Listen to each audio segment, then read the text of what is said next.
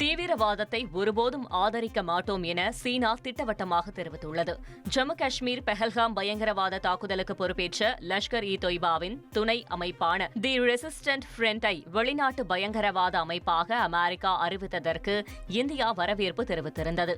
இந்நிலையில் தீவிரவாதத்தை ஒருபோதும் ஆதரிக்க மாட்டோம் என தெரிவித்துள்ள சீனா, பயங்கரவாதத்தை உறுதியாக எதிர்ப்பதாகவும் பெஹல்காம் தீவிரவாத தாக்குதலை வன்மையாக கண்டிப்பதாகவும் குறிப்பிட்டுள்ளது.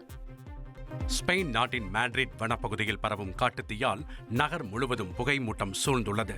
மேற்கு மேட்ரிட் நகரில் சுமார் 100 கிலோமீட்டர் தொலைவில் உள்ள நவலுங்கானா பகுதியில் காட்டுத்தீ ஏற்பட்டுள்ளது.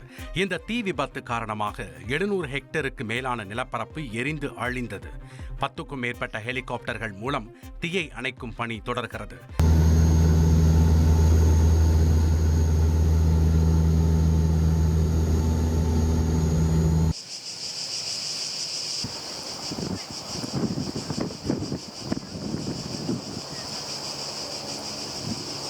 காட்டுத்தீயால் மக்கள் பாதிக்கப்பட்டுள்ளதாகவும் பலர் பாதுகாப்பான இடங்களுக்கு அப்புறப்படுத்தப்பட்டுள்ளதாகவும் உள்ளூர் அதிகாரிகள் தெரிவித்துள்ளனர்.